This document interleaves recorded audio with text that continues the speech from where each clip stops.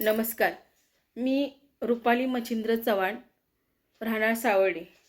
मी आज सक्षम सखी मंच फाउंडेशन पेठ वडगाव यांच्याद्वारे आयोजित केलेल्या मुली व महिलांवरील वाढते अत्याचाराचे प्रमाण या विषयावरती 10 मिनिटं बोलणार आहे. मुलींची सुरक्षितता हा आज आपल्या समाजातील एक गंभीर विषय बनला आहे. कारण एकीकडे समाज जरी बदलला असला तरी मुली आजही सुरक्षित नाहीयेत. आज ही रेप, किडनॅपिंग यासारखे प्रकार अगदी सहज घडत आहेत. तर आज जरी एखाद्या मुलीवर बलात्कार झाला तर तो आरोपी आज अरेस्ट होतो, तर दुसऱ्या दिवशी रस्त्यावरही मोकळा फिरतो. तर अशा वेळी त्या फक्त दुखतं मन त्या आईवडिलांचं आणि मुलीचं. अशा वेळी त्या मुलगी काय म्हणते हो, तिचं मन काय म्हणतं, आई आता तू रडत असशील, माझ्या फोटोला हार घालत असशील, दिवे मेणबत्त्या घेऊन रॅली काढत असाल, पण मला नकोय हे आई. आई मला हे नकोय. मला तो राक्षस नराधम मरायला हवाय. मी जसे तडपडले तसा तो तडफडायला हवाय. मला तो नरकात जायला हवाय. त्या आरोपीला शिक्षा करशील ना ग आई? मला हा न्याय मिळवून देशील का? असं त्या मुलीचं मन म्हणत असतं. पण अशा वेळी आपण काय करतो? आपण फक्त त्या गोष्टीवर 10 दिवस चर्चा करतो, 8 दिवस चर्चा करतो, 4 दिवस चर्चा करतो. नंतर संपूर्ण शांतता. परत आपण बघत नाही. परत पुढल्या महिन्यात आणि बातमी येते, पुन्हा आणि आपण तेच करतो. का हो असं? आपण या विषयाकडे थोडं गांभीर्याने बघितलं तर चालेल ना. थोडा हा विषय गांभीर्याने घेतला पाहिजे. या विषयाकडे जरा लक्ष दिलं पाहिजे, तर कुठे आपल्याला थोडी सुरक्षितता वाटेल, असं काही तर होईल. अशा वेळेला बलात्कार, पहिला मुलीवर फक्त बलात्कार व्हायचा, आता तिला जाळलं जाते, मारलं जाते, मारून फेकलं जाते. तरी हे आपण फक्त लांबून बघण्याचेच काम करतो. फक्त त्या थोड्या दिवसापुरतच त्याची चर्चा करतो, पण प्रत्यक्षात तसं काहीच होत नाही. अशा वेळी फक्त आपण सरकारकडे बोट दाखवतो, आपण लांबून बघण्याचं काम करतो. अशा वेळेला काय व्हायला पाहिजे? त्या आरोपीला कशी शिक्षा व्हायला पाहिजे? त्या आरोपीला शिक्षा व्हायला पाहिजे छत्रपती शिवाजीच्या महाराजांच्या काळामध्ये जी व्हायची, ती म्हणजे चौरंग शिक्षा. अहो, चौरंग शिक्षा म्हणजे काय हो?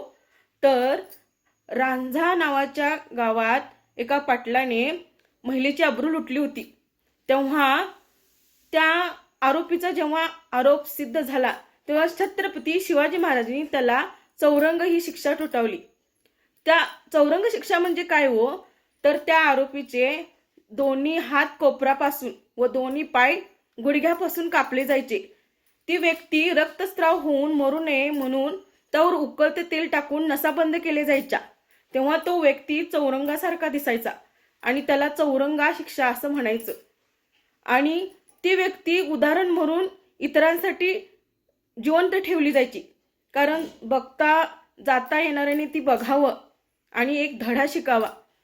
तेव्हा छत्रपतींच्या काळामध्ये ही शिक्षा पाहून कुणाची वेडीवाकडी नजर एक स्त्रीवर जात नव्हती.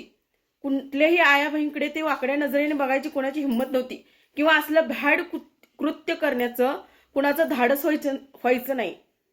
मला वाटतं अशीच शिक्षा आत्ताच्याही समाजामध्ये व्हायला हवी. अशा आरोपींना अशीच शिक्षा ठोठावली जावी, असं माझं तरी म्हणणं आहे. ही झाली आता मुलींची एक बाजू. तर दुसरी बाजू आहे महिलांची. ते म्हणजे दारुडा नवरा, व्यसनी जीवन. महिलांचं व्यसनी जीवन काय होतं हो? तो नवरा दारू पिऊन येतो, घरी घाण करतो आणि त्या मुलीचं संपूर्ण आयुष्य ती घाण साफ करण्यामध्ये निघून जातं. काय चूक असते हो त्या मुलीची? उलट हाच नवरा तिला मारहाण करत असतो सतत. तरी ती मुलगी ती राहत असते, सगळं करत असते. तरीही ती सगळं करत असते हो. पण त्या नवऱ्याला काय वाटत असतं, ही काय करू शकत नाही, ही आपलं सगळं सहन करते, म्हणजे ती काहीच करू शकत नाही. पण असं नाहीये हो. ती करू शकते. ती ठरवलं तर त्या नवऱ्याच्या त्या माणसाच्या आयुष्यात काळोख आणायला उशीर करत नाही. तिनं जर ठरवलं तर हे पूर्णपणे संपवून टाकू शकते ती. पण नाही होत, ते असं काही करत नाही. तिला काळजी असते आपल्या लहान लहान लेकरांची. ती त्या आपल्या मुलांसाठी जगत असते, मुलांसाठी सगळं सहन करत असते. आणि आपल्याला काय वाटत असतं, हिच्यातच काहीतरी कमी असेल, पण तसं नसतं हो. ती आपल्या लेकरांसाठी सगळं काही सहन करत असते. अशा वेळेला हा आपला समाज पण काही कमी करत नाही. समाज पण त्या कुटुंबाकडे, त्या महिलेकडे एका कमीपणाच्या नजरेने पाहत असतो. काही नजरा वाईट असतात, तर काही नजरा कमीपणाच्या असतात. अशा वेळी त्या महिलेची काय चूक हो? अशा वेळी आपण काय केलं पाहिजे? त्या कुटुंबातील स्त्रीला, त्या मुलांना किंवा त्या कुटुंबाला एक आधार द्यायची गरज असते. पण आपण असं काही करतो का हो? उलट त्या कुटुंबाचा आपण कमीपणा धरतो. पण अशा वेळेला थोडं आपणही बदलून थोडंही चांगलं काय करता येईल असं अशा वेळेला आपण काय सांगतो बरं? आपण सांगतो, बाई थोडं त्रास देतोय, थोडी मुस्कट तर लावतोय, ठार तर मारत नाही ना. राहायचं ग, कसं तरी काढायचे दिवस. आणि असे दिवस मारहाण अहवेलना होऊन सुद्धा त्या मुलीनं तिथंच राहिलं, तर की लोक समजतात की ही मुलगी खरं सोनं आहे, कारण ही इतका त्रास सहन करून इथंच राहते. अशा वेळी मला जरा हसू येतो, कारण लोक काय म्हणतात, ही मुलगी, त्या मुलगीनं रोज तीळ तीळ मेलं तरी चालतंय, पण ती तिथंच राहते, त्रास सहन करते, म्हणजे ती खरं सोनं. आणि जर ती ह्या त्रासाला प्रतिकार करून बाहेर कुठे निघून गेली, दुसरीकडे राहायला गेली, तर तिला बेजबाबदार समजलं जातं. का हो? असं का हा समाज म्हणतो? एकीकडे हा समाज सांगतो की अन्याय करणाऱ्यापेक्षा अन्याय सहन करणारा व्यक्ती जास्त पापी आहे म्हणतात. अन्याय करणाऱ्यापेक्षा सहन करणारा जास्त पापी आहे. पण हा समाज उलट दुसरीकडे म्हणतो की हा समाज काय म्हणतो, जी राहते सहन करते तिला खरी किंमत आहे. असं दोन्ही बाजूने हाच समाज सांगतो. अन्याय सहन पण करू नका हाच समाज सांगतो, आणि अन्याय सहन करू नका पण हाच समाज सांगतो. अशा वेळी त्या मुलीने काय करावं? म्हणजे दोन्ही बाजूने सांगितलं जाते. शेवटी ते तिला जे जमत असतं, जे होत असतं ती करतच असते. पण तरी आपला समाज अशा वेळेला फक्त बोलण्याचं आणि सांगण्याचं काम करतो. अशा वेळेला तिच्या मदतीला कुणीच येत नाही हो. फक्त लांबूनच सांगण्याचं प्रत्येक जण काम करत असतो.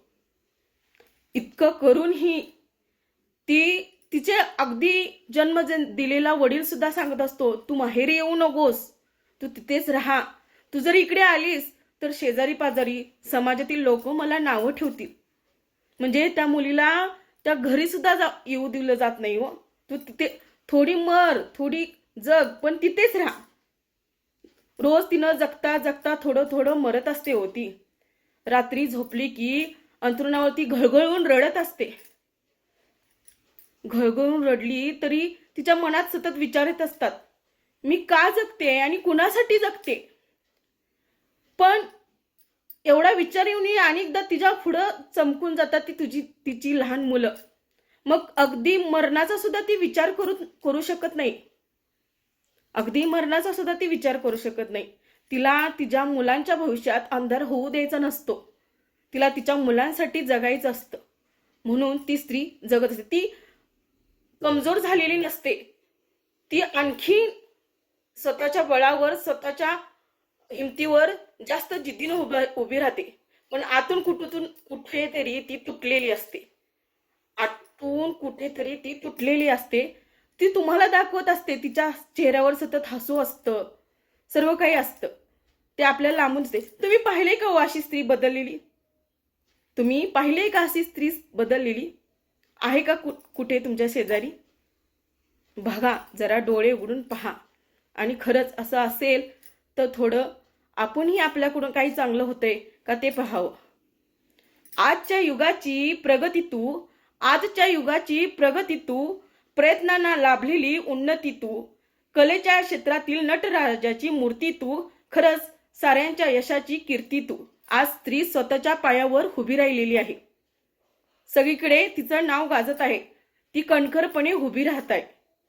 शेवटी मला एवढंच सांगायचं आहे की मुलींनो, एका भाकरीऐवजी अर्धी भाकरी मिळाली तरी चालेल, पण दारुणा नवरा, व्यसनी नवरा अजिबात पाहू नका.